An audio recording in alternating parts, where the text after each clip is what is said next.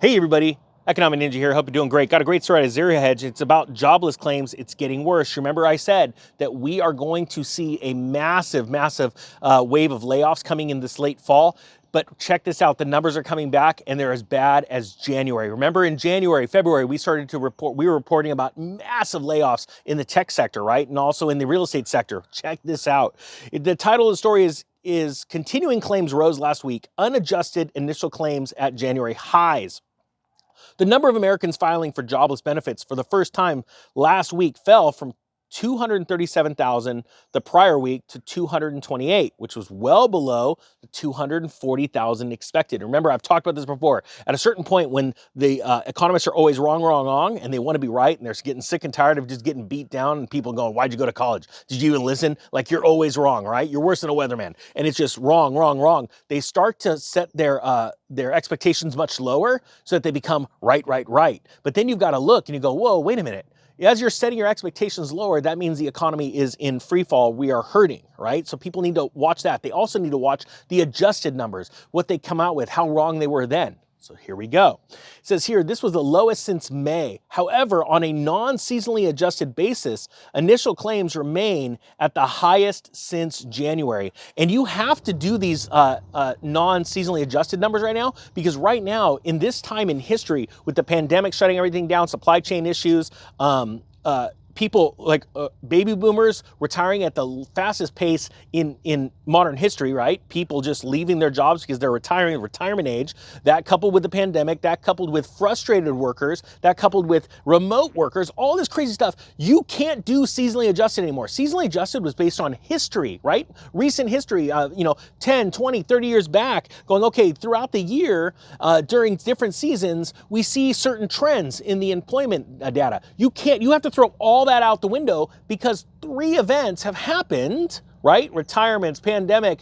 and frustration in employees that have never happened literally in history. Okay, so you got to throw all that stuff out. So taking all that out, the seasonally adjusted numbers, we're at the worst numbers since January. It says here, California and Georgia saw the biggest rise in initial claims last week, while Michigan and Kentucky saw declines. However, continuing claims rose to 1.721 million, from 1.721 million to 1.754 million Americans. As Bloomberg's Simon White notes, WARN notices, which give a lead to unemployment claims, have fallen somewhat from their recent peak. However, the drop does not yet look big enough to throw doubt on the current steady rise in trends in claims.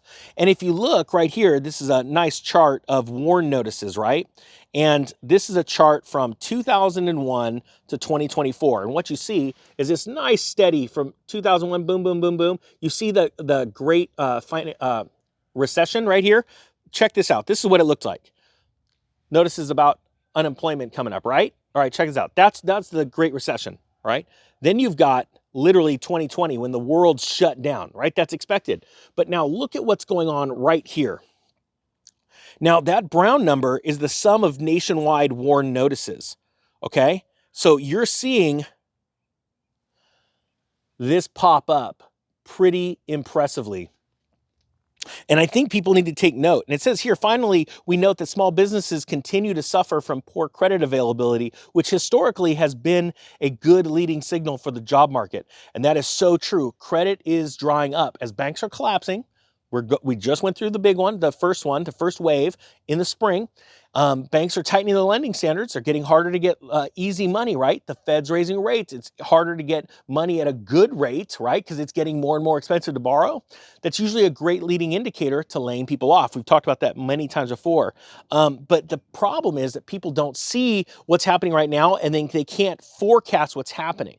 All right, because people haven't been taught forecasting models. And not only that, most people don't know true history, true monetary and business history, economic history, so they can't see into the future. That's all you need to do is go learn the history of money, finance, and business, economic cycles, right? Then you can forecast this into the future. Super, super simple. I know there's a lot of people probably like eyes rolling back in their head like, I don't want to know this stuff. You actually do, because it's going to affect your household. Even if because you may be laid off, and that's what's very important. That's why you want multiple streams of income. I've been preaching that forever.